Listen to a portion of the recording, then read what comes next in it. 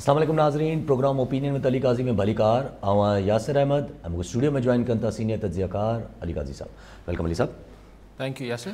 अली साहब, इमरान खान साहब अॼु वरी सोशल मीडिया इन्फ्लुएंसर्स के विहारे करे उन्हनि सां सियासी ॻाल्हियूं कयूं। इमरान खान साहब जो चवण त घणियूं ॻाल्हियूं कयूं मिक्स में, पर उन्हनि हिकिड़ी जेका मेन मुद्दे जी ॻाल्हि इहा हुई त भई मुंहिंजे ख़िलाफ़ु साज़िश आहे, असांजे ख़िलाफ़ु साज़िश आहे, फ़ौज खे असां सां विढ़ायो थो वञे, फ़ौज सां गॾु तसादुम थियो त खून रेज़ी थींदी। हुननि जो चवण त हिकिड़ी फ़ौज जेका आहे उहा सॼे मुल्क खे इकठो नथी करे सघे, न त छोजो न त हुननि मिसाल ॾिनो 71 वारे वाक़े जो। वरी पोइ हुननि चयो त मतिलबु हुननि ॻाल्हि कई त सियासी पार्टियूं गॾु रखी सघंदियूं आहिनि, पर पंहिंजी हिकिड़ी ॻाल्हि कयूं त PTI हिन वक़्तु वाहिद मुल्क जी जमात आहे जेका मुल्क खे गॾु रखी सघे। जी, जेको आर्ग्यूमेंट ॾियनि पिया इमरान खान साहब अॼु त अकेले सिर्फ़ फ़ौज जेका आहे उहो मुल्क खे मुतहद नथी रखी सघे। अगरि ईअं रखी सघे हा त 71 में मुल्क न टुटे हा। अगरि पाण हिनखे थियोरेटिकली ॾिसूं ॻाल्हि खे, किताबी हिसाब सां ॾिसूं त ॻाल्हि त ठीकु आहे। ऐं दुनिया में कंहिं बि मुल्क में फ़ौज जेका हूंदी आहे उहो मुल्क जो दिफ़ा करण लाइ हूंदी आहे। दरअसल जेको सियासी ख़ल्फ़शार, सियासी इंतशार ऐं सियासी जेका टकराव हुजे थो, बेसिकली मुल्कनि लाइ या जेके माशी टकराव हुजे थो या जेके एथनिक या लसानी बुनियादूं हुजनि थियूं, इहे सभु जेके आहिनि उहे मुल्क खे टोड़ीनि थियूं। पर छाकाणि त असांजे मुल्क में असांजी मिलिट्री इस्टेब्लिशमेंट ख़ुदि पॉलिटिक्स में रही आहे, तंहिंजे करे इहो यानी उहो जेको मिलिट्री जो असां वटि इन करे जेका रिवायती दुनिया में मुल्कनि में थिए थो त हुननि जो कमु सिर्फ़ु दिफ़ा हुजे थो ऐं सियासी मामलनि सां मुदाख़लत नथी हुजे, त लिहाज़ा सियासी कमनि जो हू ज़िम्मेवार बि नथा हुजनि। ईअं न आहे। असां वटि ईस्ट पाकिस्तान में छाकाणि त जेको हुन खां पहिरीं अयूब ख़ान जी पूरी मार्शल लॉ रही, इहे सभु कुझु थियो आहे। यहिया ख़ान पोइ हुन महिल हो चीफ मार्शल लॉ एडमिनिस्ट्रेटर।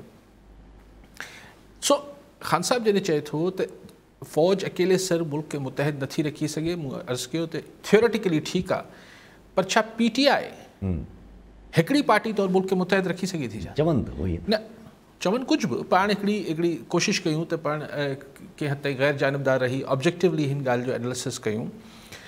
छाकाणि त सियासत में बि अगरि इमरान खान साहब हिकिड़े सेकेंड लाइ साईं जी दावा जेके मञी बि वठिजे इमरान खान साहब जी त हू मुल्क जी वॾी पार्टी आहे, पर ॿियूं पार्टियूं बि त आहिनि न।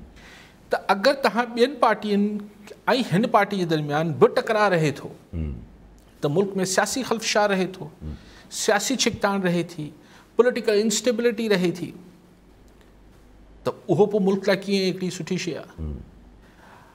अॻिते हली पाणे चवनि था त आउं ॿियनि पार्टियुनि सां चोरनि सां वेही ॻाल्हियूं न कंदसि। दैट मीन्स कि तव्हां आइसोलेशन में ज़िंदगी गुज़ारणु चाहियो था। त आउं ठीकु आहे, इन सां मुल्क में सियासी हमहानगी कीअं ईंदी? ऐं अगरि सियासी हमहानगी न ईंदी, ॾिसो जेको ईस्ट पाकिस्तान में बि थियो त हू को जेको हुन महिल जी मिलिट्री जनता हुई, अयूब ख़ान हो या बेसिकली त हू हुन वक़्त जी हुकुमराननि सां सियासी झेड़ो कयो पिया न, कनि पिया न। ग़लति सही त बहस बाद जी ॻाल्हि आहे। बाद में बि हू हिकिड़ो सियासी झेड़ो हो न, पर छाकाणि त हुन महिल असांजी इस्टेब्लिशमेंट सियासत में मौजूदु हुई, तंहिंजे करे हू ज़िम्मेवार हुई। पर अगरि सियासत में मिसाल हिकिड़े सेकेंड लाइ चऊं त असांजी इस्टेब्लिशमेंट बिल्कुलु हक़ीक़तनि न्यूट्रल थी वञे थी, त पोइ मुल्क खे जेको बि नुक़सानु या फ़ाइदो थींदो उहो मुल्क जी पॉलिटिकल फोर्सिस जे शिकताण हुजण या न हुजण जे करे थींदो। नंढो मिसाल आहे त हींअर अगरि बर्तानिया में रिसेशन वधे पई, माशी पॉलिसीज़ ठीकु न आहिनि, हुते जा ट्रांसपोर्टर्स हड़ताल ते हलिया विया आहिनि, इंग्लैंड जे बर्तानिया जे माण्हुनि खे शदीद परेशानी आहे, त हुननि जो सियासी ख़ल्फ़शार आहे न, सियासी इंतशार जे करे बर्तानिया जा माण्हू ख़ैर हू त वक़्ती तौर ते भोॻीनि पिया, असां ही 75 सालनि में भोॻियूं पिया। ऐं सियासतदान, ऐं छाकाणि त असांजी इस्टेब्लिशमेंट बि सियासत पे रही आहे, तंहिंजे करे हू बि सियासतदान। त सियासी ख़ल्फ़शार त इमरान खान साहब हिकिड़े पासे चए थो त इस्टेब्लिशमेंट जेका आहे उहा अकेले सर मुल्क मिलिट्री जो कमु मुल्क जो दिफ़ा करणु आहे। हुननि खे बयानिया न ठाहिणा हूंदा आहिनि। बयानिया या मुल्क खे जेको हिकिड़ी जेका हुबुल वतनी या मुल्क में जेको हिकिड़ो मुल्क खे यकजा ऐं हिकु पेज ते रखण जो जेको कमु हुजे थो उहो सियासतदाननि जो हुजे थो। पर अगरि असांजी सियासी पार्टी वॾी बकौल इमरान खान साहब जे त PTI वॾी पार्टी आहे, त भाई पोइ वॾी पार्टी जो त वधीक ज़िम्मेवारी वधी वञे थी त हू नंढी पार्टियुनि खे बि गॾु खणी हले। जी हाँ, जी हाँ। मिसाल अगरि हिकिड़े सेकेंड लाइ मञी वठूं ख़ान साहब जी ॻाल्हि मफ़रूज़े तौर त हू वॾी पार्टी आहे ऐं नवाज़ लीग नंढी पार्टी आहे, पीपुल्स पार्टी नंढी पार्टी आहे, MQM नंढी आहे, ANP जेके बि पार्टियूं आहिनि उहे नंढियूं पार्टियूं आहिनि, जमात इस्लामी में नंढी पार्टी आहे, JUI मिसाल हिकिड़े मफ़रूज़े ते इमरान ख़ान साहब जी नुक़्ता नज़र सां ॻाल्हायां पियो त पोइ त ख़ान साहब तव्हांखे सभिनी नंढनि खे गॾु खणी हलणु खपे न, त जीअं मुल्क में किथे बि को सियासी छिकताण न थिए, सियासी मुखालफ़त भले हुजे, सियासी जेको आहे इख़्तिलाफ़ भले हुजे, पर सियासी छिकताण ऐं सियासी छिकताण जे नतीजे में जेका मुल्क में सियासी अदम इस्तेहकाम पैदा थिए थो, सियासी बहरान पैदा थिए थो, सियासी डेडलॉक पैदा थिए थो, जंहिंजे नतीजे में असांजी मईशत ख़राबु थिए थी ऐं तबाह थिए थी, उहो न थियणु खपे। उहा ज़िम्मेवारी त पोइ ख़ान साहब ते सवाई थी वई, पर ख़ान साहब चए थो हिननि सां वेहंदसि ई कोन। ॾिसो जॾहिं हीउ किसो थियो हो इमरान ख़ान सां वारो ऐं पोइ हीअ हुकूमत हटी, तव्हांखे यादि आहे आउं रोज़ु वेही रड़ियूं कंदो हुउसि त यार सियासी अदम इस्तेहकाम जे हूंदे माशी इस्तेहकाम कीअं ईंदो। रोज़ु पाण इहे वेही आउं चवंदो त हेतिरनि ॾींहंनि खां वधीक मूंखे हलंदे नज़र नथो अचे किसो। अॼु तव्हां ॾिसो त इमरान ख़ान बि चए थो त अदम सियासी इस्तेहकाम जेसिताईं न ईंदो माशी इस्तेहकाम न ईंदो। अॼु नवाज़ शरीफ़ बि इहा ॻाल्हि साॻी करे पियो। अॼु सभु ईअं न आहे त मूंखे ॿुधी कनि पिया, ज़ाहिर आहे मूंखां वधीक, पर हीअ कॉमन सेंस जी ॻाल्हि आहे न, त ख़ान साहब बि जॾहिं चए थो त सियासी इस्तेहकाम न ईंदो त सियासी इस्तेहकाम सियासतदाननि जे हिक ॿिए सां ॻाल्हाइण खां सवाइ कीअं इस्तेहकाम ईंदो। आउं तव्हांखे घटि वधि ॻाल्हाईंदो रहां, तव्हां मूंखे घटि वधि ॻाल्हाईंदा रहियो, पोइ चऊं स्टूडियो जो माहौल बि सुठो रहे, इहो कीअं थींदो। मुखालफ़त जी हद ताईं सियासी मुखालफ़त सियासी तरीक़े सां हिक ॿिए सां असीं झुंडापट कंदा रहूं, उहो ठीकु आहे, उहो त जमहूरियत जो हुस्न आहे, हुस्न जेको हसीन जमहूरियत आहे उनजो हुस्न आहे। लेकिन सफ़ा चइजे त असीं ज़ीरो कम्युनिकेशन ते बीठा रहंदासीं, उहो त डेमोक्रेसी न आहे। पोइ दैट मीन्स कि तव्हां इहो चाहियो था त फ़ौज बि पंहिंजी इस्टेब्लिशमेंट बि पिंडी ताईं महदूद थी वञे, ॿियूं सियासी पार्टियूं हवा में उॾामी वञनि ऐं वताए फ़क़ीर चवाणी त आउं हुजां ऐं अम्मा हुजे, पर आख़िर में अम्मा बि छो हुजे। उहो वताए फ़क़ीर लाइ मशहूरु आहे न, त इहो चयो ई इहो जेको हिकिड़ो त पोइ आउं ई हुजां न, पाण वतायो त न थिए न माण्हू, वताए त हिकिड़े विज़डम में ॻाल्हि कई। ठीकु आहे। सो चवण जो मक़सदु इहो आहे त ख़ान साहब ही अच्छा पोइ जेको चवनि था अॼु ई चयूं, पहिरीं बि चयूं, पर अॼु वरी चयो अथनि त भई आर्मी चीफ जी मुक़ररी जेका आहे उहा मेरिट ते थियणु खपे ऐं दुनिया में किथे बि इशू नथो बणिजे, असां वटि छो थो बणिजे। ठीकु ॻाल्हि आहे। हाणे मेरिट छा आहे? चवनि था त आर्मी चीफ जी मुक़ररी मेरिट ते थियणु खपे। मेरिट थींदो छा आहे? एग्ज़ैक्टली, उहो सब्जेक्टिव आहे। मेरिट हिकिड़ो सब्जेक्टिव टर्म आहे। मेरिट इमरान ख़ान साहब जॾहिं प्राइम मिनिस्टर थिया त हुननि खे नज़र आयो त पंहिंजो बाजवा साहब जेके आहिनि हू रिटायर पे थिया। ख़ान साहब जी नज़र में, इमरान ख़ान साहब जी नज़र में बाजवा साहब खे एक्सटेंशन ॾियणु मेरिट हो। जी हाँ। जॾहिं कि मेरिट कीअं हो? क्वेश्चन करे सघिजे थो, क्वेश्चन त करे सघिजे थो न, भई मेरिट कीअं हो? तव्हां छा ॿिया जनरल्स जेके आहिनि उहे कॉम्पिटेंट न हुआ छा? जी हाँ। अॼु जेको शहबाज शरीफ़ खे मेरिट नज़र ईंदो उहो मेरिट आहे। whenever there is discretion, जिथे बि सवाबदीद हुजे थो उते लफ़्ज़ मेरिट जेको आहे उहो क्वेश्चन मार्क जे अंडर अची वञे थो। या त रूल्स डिवाइस हुजनि पूरो, या त तव्हां पोइ त ठीकु आहे, भई सीनियर मोस्ट छा बि हूंदो उहो थींदो। जीअं हाणे सुप्रीम कोर्ट जे चीफ जस्टिस लाइ त जेको सीनियर मोस्ट हूंदो, पर जीअं तव्हां ॾिसो त हाई कोर्ट जे एलिवेशन जो किसो अचे थो, जिथे चीफ जस्टिस साहिब ऐं ॿियनि जी जेका आहे उहे थोरी सवाबदीद अचे थी, उते झड़ो थी पए थो। हू चवनि था त ग़लति था तव्हां जज, पर chief justice of supreme court लाइ हाणे को झड़ो ई कोन्हे, छाकाणि त तय थियल आहे त सीनियर मोस्ट चीफ जस्टिस थी वेंदो। ईअं सीनियर मोस्ट अगरि आर्मी जो चीफ थी वञे पोइ त बसि पोइ इहो ई मेरिट आहे ऐं कंहिंजी डिस्क्रिशन ई कोन्हे। सो ॻाल्हियूं ख़ान साहब सभु ठीकु थो करे। पोइ चवनि पिया त सॼा कार्ड्स मुंहिंजे हथ में आहिनि। ख़ान साहब जेको आहे हींअर हिकिड़ी डोमिनेटिंग पोज़ीशन में आहे ऐं ही नो मतिलबु ही सोशल मीडिया ऐं पब्लिक ओपिनियन डेवलप करण में ख़ान साहब जेको आहे बाक़ी पार्टियुनि खां थोरो सवाई हुनजी आहे, हीअ ॻाल्हि मञिजे। मतिलबु ही नोज़ हाउ टू हिकिड़ो जेको पब्लिक ओपिनियन खे कीअं मैनिपुलेट कजे ऐं कीअं पंहिंजे नैरेटिव खे, ऐं ॿियनि वटि केस बि कमज़ोर हुजे थो। हाणे मूं तव्हांखे कल्ह बि ॻाल्हि पे कई त ॾिसो हीउ जेको शहबाज़ गिल वारो मामिलो, किथे त सफ़ा PTI इमरान ख़ान 2-4 ॾींहं डिफेंसिव ते हलिया विया त यार शहबाज़ गिल फ़ौज जे ख़िलाफ़ु बयानु ॾिनो आहे, हीउ थियो आहे, हू थियो आहे। हिन अॼु ई जेको आहे कल्ह इमरान ख़ान साहब त भई हुन सां त जिन्सी ॾाढाई थी आहे, हाणे इहो जेको ॿुधे थो माण्हू त यार इहो कहिड़ो टॉर्चर जी ॻाल्हि आहे। पर अगरि सेक्शुअल अब्यूज़ थियो आहे त तव्हां ॾिसो त 24 कलाकनि में सोशल मीडिया खां वठी अॼु मरियम औरंगज़ेब हुकूमत में ॾिसो ॿोली ऐं विकेबलरी कीअं चेंज थिए थी। अॼु मरियम औरंगज़ेब साहिबा इंफॉर्मेशन की मिनिस्टर अचे थी ये इज़हार की आज़ादी थोड़ी होता है। अरे मुझे 6 महीना पहिरीं त कुझु ॿियो पिया चओ। अॼु इज़हार की आज़ादी ये नहीं होता। यानी हर हुकूमत अची इमरान ख़ान साहिब जी हुकूमत हूंदी त चवंदा फेक न्यूज़ आहे। इमरान ख़ान साहिब जी हुकूमत में ईंदी त हू चवंदा त उहा डिसइंफॉर्मेशन आहे। अॼु मरियम औरंगज़ेब साहिब असांजी ॻाल्हि पिया कनि छो त हिन हुकूमत जो मामिलो आहे। हुकूमत जेको हूंदो उनखे जेका शइ हुननि जी मर्ज़ी के ख़िलाफ़ु हले पई उहा, छाकाणि त इहो चवणु त भई इंटीरियर मिनिस्टर घरू वज़ीर छा नालो राणा सनाउल्ला उहो अची हक़ीक़तूं ॿुधाईंदो। हू कीअं हक़ीक़तूं ॿुधाईंदो? हू त दौरा जी हा। इन्वेस्टिगेशन हमेशह जांच उहो करे, फ़ैसिलो उहो करे या जांच उहो करे जेको अणधुरियो हुजे। राणा सनाउल्ला साहिबु कीअं अणधुरियो थियो? इमरान ख़ान साहिबु हिन में हिकिड़ो सुवाल अचे थो। इमरान ख़ान साहिबु जहिड़े तरीक़े सां हिकिड़ो जेको चए थो त सटल तरीक़े सां अञा ताईं अटैक जो या पंहिंजे गन्स जो जेको रुख आहे उन ताईं इस्टेब्लिशमेंट जी तरफ़ कयूं वेठा आहिनि। ऐं हिकिड़ो अगरि ॾिठो वञे त हिकु त चवनि था मां एॾो लीडर आहियां, हीअं आहियां, पार्टी आहे, पर पोइ बि अञा ताईं रुख ॾेई करे वेठा आहिनि। ॿी ॻाल्हि उहा त छा हाणे इस्टेब्लिशमेंट जहिड़े तरीक़े सां इमरान ख़ान साहिबु अची ॻाल्हियूं ॿाहिरि कढणु शुरू कयूं, मूंखे हिननि बि इहो ॿुधायो, हिननि बि इहो ॿुधायो, नाला खणी एजेंसियुनि चयो, छा एतबार कंदा हाणे कॾहिं?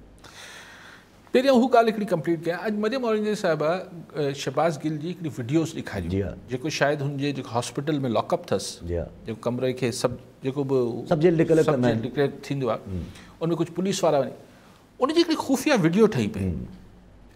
छा मरियम साहिबा खां एज़ ए इंफॉर्मेशन मिनिस्टर को साफ़ इहो सवाल न पियो उते करे सघे त ही कहिड़े कानून जे तहत तव्हां हिकिड़े माण्हू जी हुनजी ॼाण खां सवाइ छा ही ख़ुदि जेको आहे FIA जो केस नथो ठहे? छा तव्हां कीअं प्राइवेसी कयो पिया? ऐं कहिड़ी ख़बर आउं को शहबाज़ गिल हिन ॻाल्हियुनि में आउं चाहियां थो त अगरि बेसिक्स ते हलिजे पर हुकूमत में जेको माण्हू हुजे थो बट उहो ई सही हुजे थो जेको हुकूमत जो सही हुजे थो। तव्हां जेका ॻाल्हि कयो पिया ॾिसो इस्टेब्लिशमेंट हाणे ते एतबार कंदी या न कंदी इहे वरी तव्हां यासिर साहिबु ज़ुल्फ़कार अली भुट्टो खे जॾहिं शहीद कयो वियो त छा को तसवर करे सघे पियो त पीपल्स पार्टी ऐं इस्टेब्लिशमेंट कॾहिं पाण में वरी ठीकु थी वेंदा? जॾहिं नवाज़ शरीफ़ खे जलावतन कयो वियो त छा इहो इम्कान हो त कॾहिं नवाज़ शरीफ़ वरी प्राइम मिनिस्टर थींदो? 10 साल त लॻा। वरी जेको आहे नवाज़ शरीफ़ खे हींअर जेको कुझु 3.5 सालनि में थियो मुझे क्यों निकाला ऐं छा न ॻाल्हाई ऐं हू त प्रेसिडेंट हाणोके इस्टेब्लिशमेंट चीफ जे ख़िलाफ़ु ॻाल्हाई। मुंहिंजो भाउ प्राइम मिनिस्टर आहे न। इस्टेब्लिशमेंट छा थींदी आहे? ॾिसो इस्टेब्लिशमेंट उहे त हिकिड़े इदारे जो नालो आहे लेकिन मैटर कंदा आहिनि फ़र्द जेके हुननि खे 2-टे जेके इम्पॉर्टेंट पोज़ीशन्स ते हूंदा आहिनि। उहो चेंज ज़ियाउलक वियो त बसि पोइ असलम बेग त ज़ियाउलक जी पॉलिसीज़ छो फॉलो करे? हुनजी बेनज़ीर सां को ज़ाती इशू त न हो पीपल्स पार्टी सां। बेनज़ीर शहीद प्राइम मिनिस्टर थी वई। ईअं हाणे नाला छो खणिजनि लेकिन आउं हिकिड़ी ॻाल्हि जनरल तव्हांखे ॿुधायां पियो त बेसिकली पर्सनल फ़र्दनि जा इशू हुजनि था यार। हिकिड़ो जेको आहे कल्ह ताईं चयो वेंदो त कंहिं सूरत नवाज़ लीग वापसि न ईंदी, नवाज़ लीग तबाह थी वेंदी, नवाज़ शरीफ़ जो हाणे मुस्तक़बिल ख़तमु थी वियो, इहे सभु ख़बरूं ॿुधियूंसीं न। पोइ कहिड़ो अॼुकल्ह फर्स्ट क्लास हिकु पेज हिकु किताब हिकु लाइन हिकु चैप्टर सभु कुझु ठीकु आहे। ईअं इमरान ख़ान आहे 6 महीननि खां पोइ नई जेका सिचुएशन नई लीडरशिप हूंदी हुनजी ख़ान साहिब सां छा इक्वेशन्स हूंदियूं इहो अॼु जेके चवनि था न हाणे ख़ान साहिब खे कॾहिं बि एतबार न सभु ठीकु थी वञे थो। फ़र्द मटिजनि था सभु ठीकु थी वञे थो। डॉक्टर अहमद लगारी हैदराबाद मां। जी डॉक्टर साहब छा चवणु चाहींदा? साईं तव्हांखे ऐं कारी साहिब खे हैदराबाद जी भरियल गलियुनि मां सलाम, ब्लॉक गटरनि जे शहर मां तव्हांखे सलाम।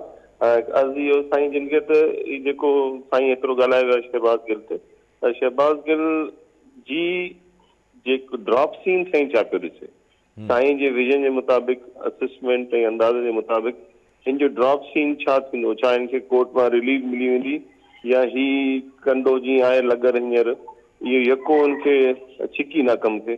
मतिलबु साईं जी एंड छा पियो ॾिसे, आउटकम छा पियो ॾिसे साईं जो?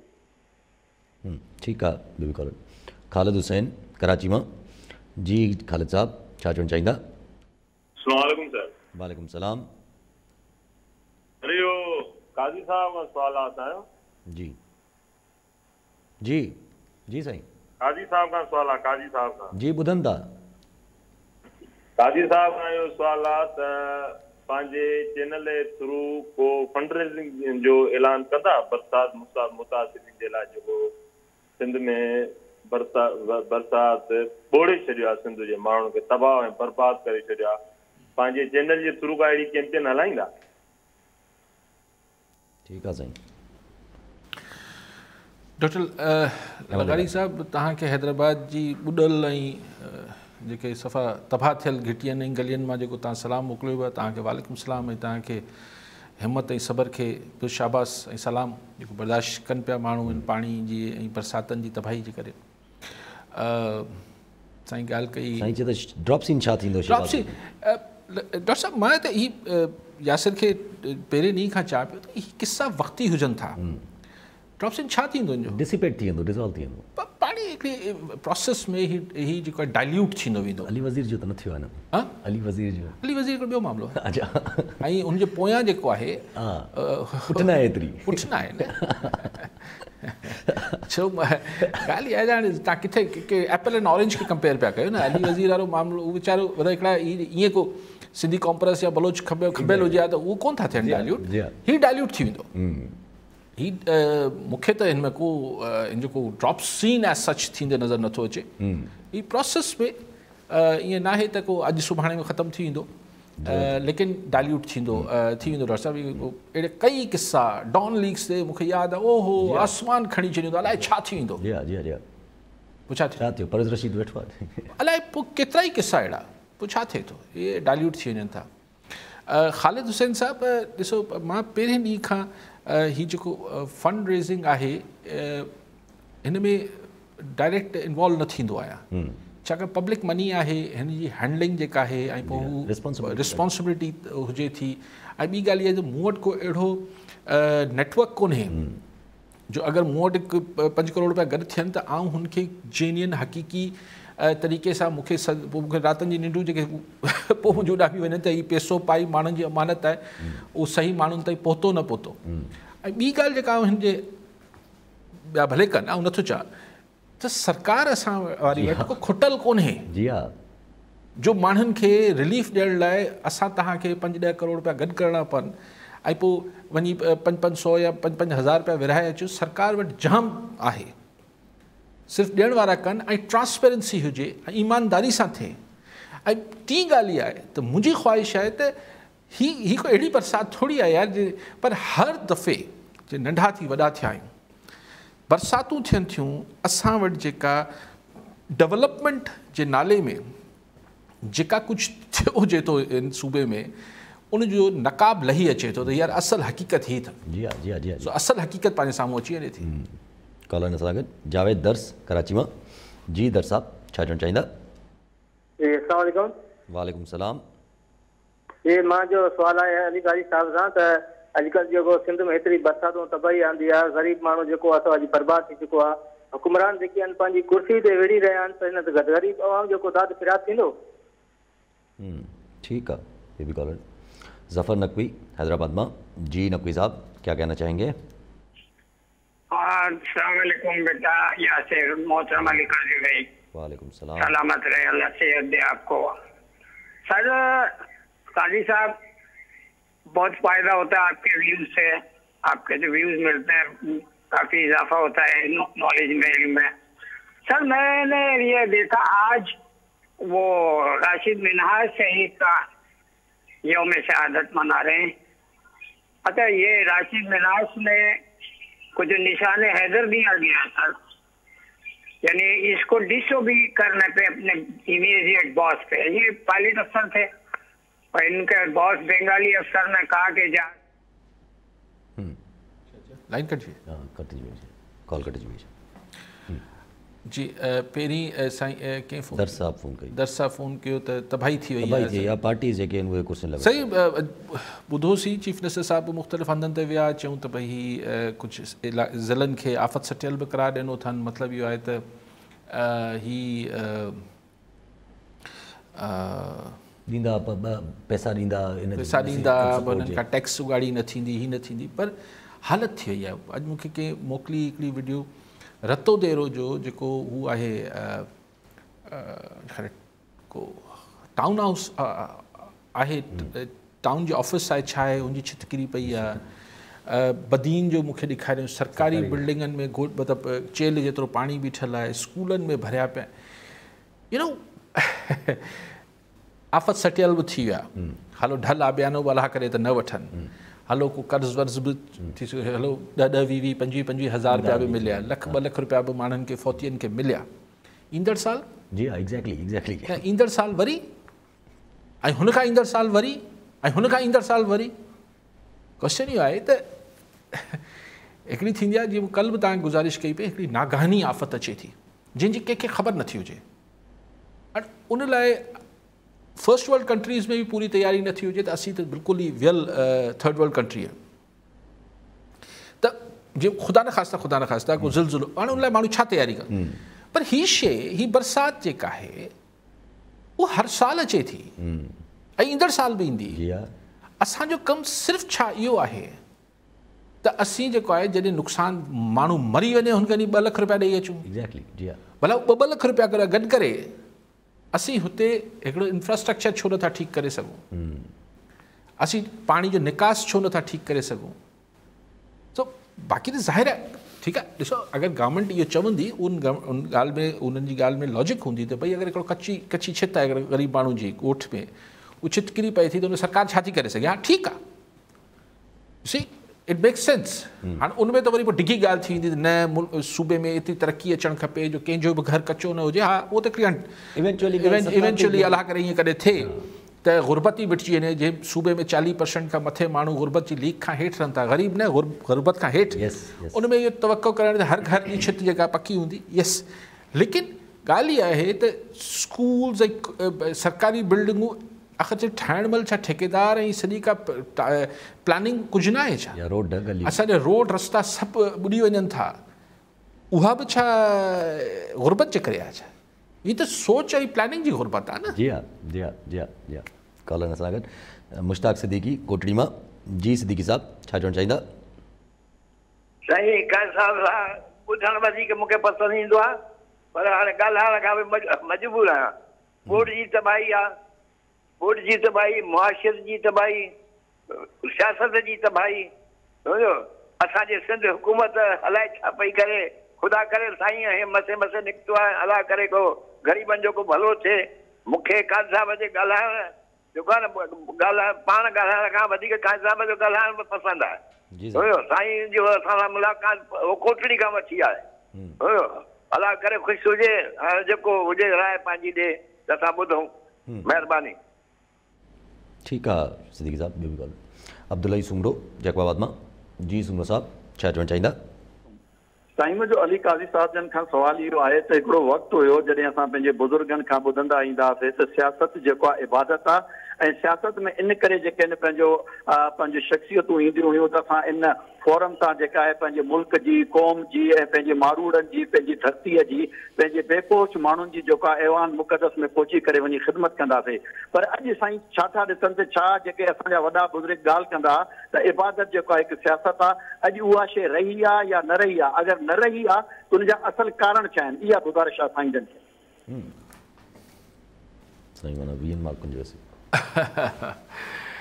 उनखां अॻु लाइन कटिजी वई नकवी साहब ने हैदराबाद से। नकवी साहब बिल्कुल आज आप बता रहे हैं कि राशिद मिनास की शहादत का दिन है। हाँ वो एक ज़ाहिर है वो जिस तरह से हमने भी बचपन में पढ़ा था कि वो जहाज़ को हाईजैक करने की कोशिश हो रही थी। वो एक ब्लेटेंट वो एक इंस्ट्रक्शन थी उसके सीनियर की जो बहुत ही एंटी स्टेट थी, तो उसमें राशिद मिनास ने रिफ्यूज़ किया था, सब कुछ हुआ था। आपका सवाल फिर आप बात करेंगे तो मैं सुन लूँगा, लेकिन बिल्कुल ऐसा हुआ था। अब्बासी साहब वॾी महिरबानी, तव्हां मूंखे ॿुधो था। सिद्दीकी साहब, अच्छा त सिद्दीकी साहब महिरबानी। पर कचहरी थिए थी, कुझु असीं ॻाल्हायूं था हाँ जे सोचरे ते, कुझु तव्हांखे ॿुधूं था। ईअं ॻाल्हि शाम हिकिड़ो कलाकु पाण कचहरी कयूं था, सॼी सिंध कचहरी करे थी। सो हाणे अलाह करे हालतूं बहितर थियनि सही। हाणे सम्झे नथी अचे त त जॾहिं सफ़ा पाणी न हो सॼी सिंध सुकी पिए त मूंखे अक्सर दोस्त फ़ोन करे चवंदा हुआ त साईं काई साहिबु को दुआ वुआ कयो जे उहो हुन ऐं को पीर मुर्शिद कोन आहे पर उहो हुन हवाले सां चवंदा हुआ त छाकाणि त पाणी जो ॾियारो मल्हायोसीं हिकिड़े ज़माने में त पाणी जाम अची वियो दरिया में त पोइ असां हिन दफ़े बि माण्हू चवनि पिया त मूं चयो हा सिंधी माइरूं दुआ कनि पोइ भेरे माइरुनि दुआ कई सिंधी माइरूं वरी दुआ कनि असीं बि हथु खणूं था पोइ पाणी त आयो हिन दफ़े मां इंतज़ारु पियो कयां केर बि मूंखे फ़ोन करे इहो नथो चए त साईं दुआ कयो त हीउ जेको पाणी जे करे तबाही अचे थी माना हाणे असांखे रब धणी खां दुआ बि थोरी कंडीशनल घुरणु खपे साईं अलाह करे सिंध में पाणी अचे पर तबाही न अचे मतिलबु थोरो असांखे टेक्निकल दुआ घुरणु खपे असीं दुआ इहा लाॻी थी घुरी वञूं था साईं अलाह करे महिराण में मौजू हुजनि उहे मौजू अचनि थियूं उहे बंदि लुड़ी वञनि था पोइ वरी असां दुआ कयूं त साईं भला बरसाति थिए माण्हू सुकनि पिया माण्हू खे पीअण लाइ ढो ढगे के इंसान खे पीअण लाइ पाणी अलाह करे पाणी अचे पाणी शहर जा शहर ॿोड़े छॾे थो ॻोठनि जा ॻोठ ज़रई ज़मीन आबादी सभु तबाह करे छॾे थो त टेक्निकल दुआ घुरणी पवंदी नेक्स्ट टाइम सो अगरि आउं ईअं जनरल दुआ घुरां त मूंखे टोकजो आईंदा हा को पोतल फ़क़ीर कोन आहे लेकिन ॻाल्हि इहा आहे त टेक्निकल दुआ करणी पवंदी साईं अलाह करे बरसाति थिए पर तबाही न अचे साईं अलाह करे महिराण में मौजू अचनि बंदि साबित असांखे थोरी पंहिंजी दुआ खे सिंध में पाण खे टेक्निकल दुआऊं घुरणु खपनि वॾा बुज़ुर्ग चई विया त सियासत इबादत आहे हाणे छा आहे सही ॻाल्हि इहा आहे त ॾिसो वॾा बुज़ुर्ग त चई विया त साईं जेको डॉक्टरी आहे मेडिसन आहे मसीहाई पेशो आहे पोइ सुमरो साहिबु आहे हूंदो अॼु बि कुझु कंदा हूंदा ठीकु आहे चइबो त साईं हीउ जेको उस्ताद जो पेशो आहे तालीम ॾियण वारे जो उहो अलाए वॾो जेको आहे रुतबो आहे पी जी आहे उस्ताद जेको आहे पी जी आहे वालिद या वालदा जहिड़े अगरि ख़ातून टीचर आहे पोइ अॼु ईअं चयो वेंदोसीं सहाफ़त जेका आहे हू वरी मसीहाई पेशो आहे पोइ अॼु सो ॻाल्हि इहा आहे त हर शोबे में तनज़ुली जो शिकार आहियूं हर शोबे में असां डिटेरिएट कयो आहे तनज़ुली जो शिकार आहियूं इनतात पज़ीर आहियूं सियासत में बि ईअं आहे छाकाणि त हाणे ॻाल्हि इहा आहे त हाणे अगरि को हिकिड़ो चवंदो त न यार आऊं वाक़ई में इबादत लाइ आयो आहियां त सभु उनखे चरियो चरियो चरियो चरियो करे खोठणु शुरू कंदा चरियो आहे हिते माण्हू पैसे लाइ अचे थो दाॿे लाइ अचे थो ताक़त लाइ अचे थो ईअं न आहे त माज़ी में असां वटि कोन थींदो ॾाढो लिक छुप में तमामु थोरो हाणे ख़िदमत थींदी हूंदी तमामु लिक छुप में थोरी बाक़ी जेको आहे उहो सभिनि जे साम्हूं ई आहे ऐं सभु जेका ॻाल्हि निकिती गिल साहब वारी शहबाज़ गिल साहब वारी हुनजी टॉर्चर जी त अॼु फवाद चौधरी हिकिड़ो इंट्रस्टिंग ॻाल्हि कई फवाद चौधरी साहिबु चयो त पीपल्स पार्टी जो नालो खयों सेनेटर मुस्तफ़ा नवाज़ खोखर जो हुननि नालो खयों PTI मां शीर मज़ारी जो हुननि चयो त नून लीग मां साद रफ़ीक जेको आहे इहे कमेटी इन्हनि जे अंडर हिकिड़ी कमेटी ठाहियो ऐं टॉर्चर जो तव्हां तहक़ीक़ात करायो बाक़ी सभु ठीकु आहे केसिस हणो तव्हांखे जेतिरा हणा आहिनि पर टॉर्चर क़बूल न आहे ऐं इहा ॻाल्हि बि चयूं त हीअ जेके टई आहिनि हीअ पंहिंजी पंहिंजी पार्टियुनि में खोखर साहिबु ऐं साद रफ़ीक ऐं हीअ शीरी मज़ारी पंहिंजी सोच रखनि था पर मरियम औरंगज़ेब चए थी त पोइ इहो त जेके जॾहिं बि कंहिं ॿिए जो बि टॉर्चर थिए थो आम माण्हू जो पोइ ॿियनि जी इंक्वायरी ठाहींदो तव्हां छा जी हा ॾिसी क्वेश्चन आहे त हीअ असां वटि रवैयो जेका अक्सर मिसाल ॾींदो आहियां ऐं मूंखे एतिरी मुनासिबु मिसाल लॻंदो आहे एॾो मुनासिबु मिसाल आहे जीअं पुराणी पाकिस्तानी ऐं इंडियन फिल्मुनि में थींदो त हीरो खे ओचितो धकु लॻो त हुनजी यादाश्त हली वई पोइ ओचितो ॾाकण था किरियो या चमाट लॻसि वरी हुनजी यादाश्त मोटी आई असां वटि जीअं अपोज़िशन में माण्हू अचनि था जो थपड़ सां यादाश्त वापसि अची वञे थी जीअं इक़्तिदार में अचनि था यादाश्त वरी हली वञे थी तव्हां ही ताज़ा मिसाल वठो 6 महीना पहिरीं मरियम औरंगज़ेब साहिबा ऐं फवाद चौधरी PTI जो बसि तव्हां हिननि जा बयान रुगो इएं वेबसाइट ते वञी पुराणा बयान पढ़ी वठो अॼु जेका गुफ़्तगू मरियम औरंगज़ेब करे पई इहा साॻी गुफ़्तगू फवाद चौधरी कंदो जॾहिं इंफॉर्मेशन मिनिस्टर हो स्पोक्समैन आहिनि न गवर्नमेंट जा अॼु फवाद चौधरी जेका गुफ़्तगू करे थो एज़ अपोज़िशन स्पोक्समैन उहो मरियम औरंगज़ेब साहिबा कंदी छा माना उहे पाकिस्तानी फिल्म आहे न यादाश्त हुकूमत में अॼुकल्ह हुकुमरान इतिहाद जी यादाश्त हली वई आहे वरी अपोज़िशन में ईंदा त यादाश्त अची वेंदी ऐं इमरान ख़ान वारनि जेका हींअर यादाश्त आयल आहे PTI वारनि जीअं हुकूमत में वेंदा पोइ ही फ्रीडम ऑफ प्रेस ऐं ही ऐं पोइ ह्यूमन राइट्स ऐं पोइ टॉर्चर सभु ॻाल्हियूं। कॉलर सां गॾु आकिब राजपर कराची मां। जी राजपर साहब छा चवणु चाहींदा? पहिरें जो तव्हांखे काज़ी साहब जन ॿिन्हिनि खे सलाम। वालेकुम सलाम। यादाश्त ते काज़ी साहब ॻाल्हाए मां तव्हांखे यादाश्त ॾियारायां त कल्ह काज़ी साहब सां हिकिड़ो थियो सुवाल जंहिंमें चई त मूं वटि अॼु हिन ताईं नॉलेज कोन्हे, सुभाणे हिन ते डिस्कशन कंदासीं। जेको वफ़ाक़ जेको आहे वफ़ाक़ी हुकूमत जेको बिल पास कयो आहे क़ौमी असेंबली में त थी वियो आहे, हाणे सेनेट में वेंदो, पोइ ज़ाहिर एक्ट थी वेंदो, त उन में माना सूबनि जी जेका बि मिल्कियत आहे प्रॉपर्टी आहे उहा हायर करे सघिजे थी, खणी सघिजे थी विदाउट परमिशन ऑफ प्रोविंस। त हाणे उन ते जेको आहे ॻाल्हाए त काज़ी साहब हुन ते स्टडी कई, त यादाश्त मूं चवां तव्हांखे ॾियाराए छॾियो, न त वरी प्रोग्राम एंड ॾांहुं पियो वञे। महिरबानी। राजपर साहब न हुकूमत में आया, न अपोजिशन में कल हुअसि, न अॼु हुकूमत में आया, मुंहिंजी यादाश्त अञा बाक़ी आहे जेतिरी हुई न। मूं बिल्कुलु राजा साहब जोक सपाट मूं हुनखे ॾिठो बिल खे, 4 पेजिस जो बिल हो ऐं हुन में बाक़ी त G2G जो मामिलो हो, गवर्नमेंट टू गवर्नमेंट जेके असां वटि हुनजो जेको हू ॾिनो बि जेको इंट्रोडक्शन उनमें बि चयो वियो त छाकाणि त पाकिस्तान में को कानून मौजूदु न हो त पाकिस्तान ऐं पॾेही का हुकूमत जे विच में अगरि कोई एग्रीमेंट थिए त हुनजी लीगल कवर न हो, सेपरेटली करणो पवंदो हर। ठीकु आहे, त हाणे इहो थियो। हाणे हिन में जेको हिकिड़ो पैरा आहे उहो भयानक आहे, ॻाल्हि इहा हिकिड़ी लाइन बि भयानक हुजे त काफ़ी आहे। हुन में जेको ॾिनल आहे power instruction of power of instructions, instruction माने पावर ऑफ इंस्ट्रक्शन, पावर ॾिनो वियो आहे फेडरल हुकूमत खे त हू सूबाई हुकूमतनि खे इहो चई सघंदी त तव्हां खां ही ज़मीन मतिलबु तव्हां हू करियो, अक्वायर कयो, ही सेटलमेंट कयो, ही रीसेटलमेंट कयो, ही तव्हां हिन खे यूटिलिटी फैसिलिटीज़ क्रिएट करे ॾियो, ही करे ॾियो, हू करे ॾियो। हाणे हिते मूं कई माण्हुनि सां ॻाल्हायो अॼोके ॾींहं में जेके हिन सॼी, छाकाणि त एॾी हुनखे मुंधल रखियलु आहे, एॾो मुबहम आहे इहो बिल, त हिन में 2 मौक़िफ़ आहे। हिकिड़ो त न ही सिर्फ़ु हिकिड़ी लीगल फॉर्मेलिटी आहे, पर मुंहिंजो ज़ाती ख़्याल बि इहो आहे, कुझु दोस्तनि ॿियनि जो बि हो, त भई अगरि अहिड़ो ई हो त पोइ हिन खे अञा चिटो छो न कयो वियो, त with the consent of the province छो न थियो। ऐं अगरि इहो बिल पास थिए थो त ही इन कॉन्ट्रडिक्शन आहे with the council of common interest, जेको असां वटि CCI आर्टिकल 154 में आहे मैंशन थियल आहे, हिते जेके 18 मामलात आहिनि उहो सूबे जी ऐं वफ़ाक़ जे विच में CCI में तय थींदा। सो अगरि ही जीअं असांजे ॿेटनि जो मामिलो थियो त ॿेटनि में हू त ठीकु आहे, अलॻि धार बहस हुई त साईं ही ॿेट जेके आहिनि वफ़ाक़ जा आहिनि या सूबे जा आहिनि, पर हुन में हिकिड़ी बारीकी में बार बार वफ़ाक़ी सरकार चई रही त सिंध हुकूमत असांखे NOC ॾिनी आहे, पोइ बाद में सिंध सरकार चयो असां NOC कैंसिल करे छॾी आहे।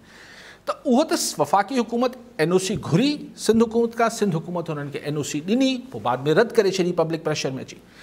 पर अगरि हींअर आइनी तरह इख़्तियार वफ़ाक़ी हुकूमत में वटि हूंदो त इंस्ट्रक्शन ॾे, हिदायतूं ॾे, त माना पोइ कंहिं बि सूबाई हुकूमत वटि गुंजाइश ख़तमु थी वेंदी, जेका मुंहिंजी सम्झ हिकिड़ी ज़ाहिर को कॉन्स्टिट्यूशनल एक्सपर्ट न आहे, त अगरि मूंखे इहो तव्हां लिखो पिया त मूंखे इख़्तियार आहे त यासिर खे इंस्ट्रक्शंस ॾियां, त यासिर वटि चॉइस ख़तमु थी वञे थी त हू मूंसां एग्री करे या डिसएग्री करे। त सूबनि खे इंस्ट्रक्शन ॾियण वारी ॻाल्हि जेका आहे, ऐं उहा मुंहिंजी सम्झ मूजिबि उहा आर्टिकल 154 सां कॉन्ट्रडिक्शन में आहे, जेको CCI में जे तहत सूबनि खे हिकिड़ो तहफ़ुज़ मिलियल आहे हुननि जे पाणी, ॿियनि सॼे इशूज़ ते। सो ऐं पोइ इहो चवण त हिन खे तव्हां हाई कोर्ट कंहिं अदालत में बि चैलेंज नथा करे सघो, इहे सभु कुझु करे सघो।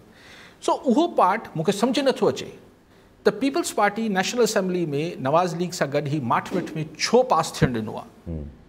मूं वरी कंहिं MNA खां पुछियो, चयो त हुते MNA बि जेॾी महिल बिल पास थियो आहे नेशनल असेंबली में, त उते को अहिड़ी का वॾी अंग में MNA मौजूदु न हो, ऐं माठवेठ में इहो बिल पास थियो आहे, त इंटेंशन बि गड़बड़ लॻनि था, न त डिबेट थी आहे न, त इंटेंशन नियत बि मूंखे गड़बड़ लॻे पई।